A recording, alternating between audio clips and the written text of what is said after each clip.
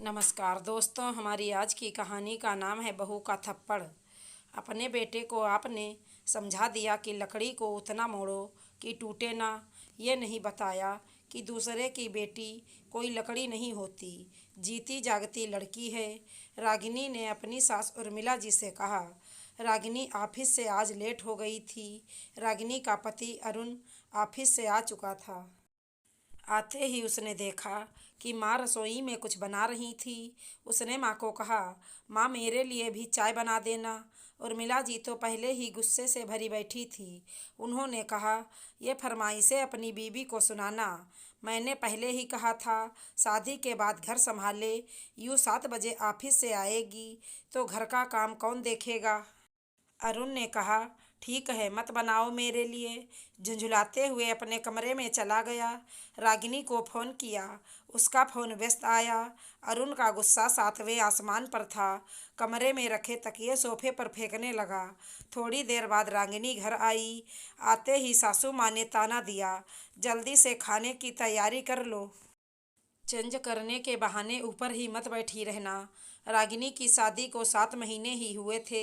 7 महीनों में कितनी ही बार उसे इस अपमान का सामना करना पड़ा था। ऊपर गई तो देखा पूरा कमरा फैला हुआ था। अरुण रागिनी को देखते ही उसकी तरफ बढ़ा और जोर से हाथ पकड़कर कहा, किसके साथ थी अब तक। रागिनी को इन 7 महीनों में रोज कोई न कोई ताना मिलता था, फिर भी वो उसको भूलकर अगले दिन फिर काम में लग जाती थी। पर यह शायद उसके सब्र का अंत और आत्मसम्मान पर ठेस थी।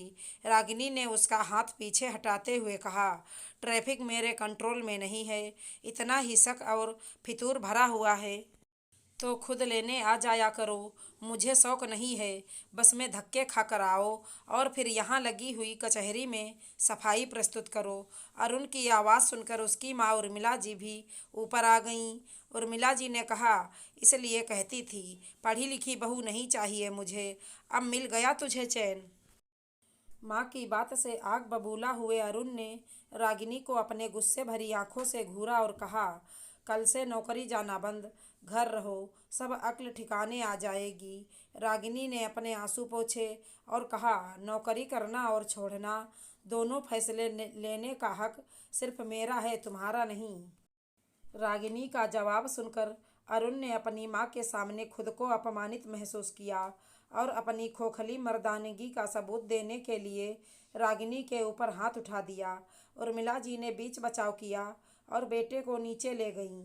रागिनी को थप्पड़ गाल पर नहीं, उसके आत्मसम्मान पर लगा।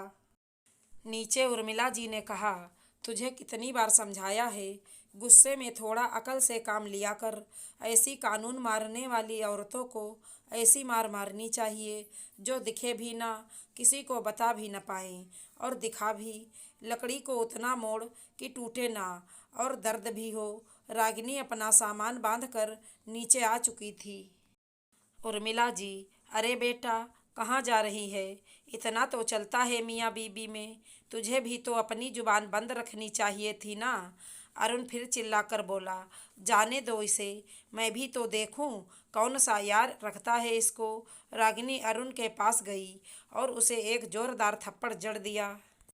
फिर उर्मिला जी के सामने खड़ी होकर कहा, बहू को जुबान का पाठ पढ़ाने से पहले अपने बेटे को जुबान की तहजीब सिखाओ।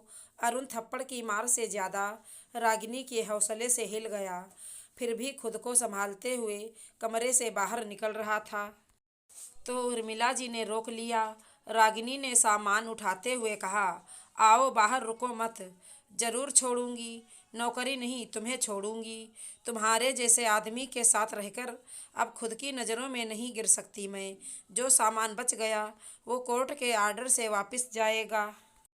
रागिनी ने सामान उठाया और चली गई।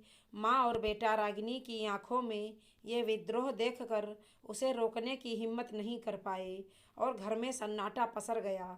दोस्तों, किसी को इतना भी न दबाओ कि उसके सहने की सीमा टूट जाए। आशा करती हूँ हमारी कहानी अच्छी लगी होगी। धन्यवाद दोस्तों।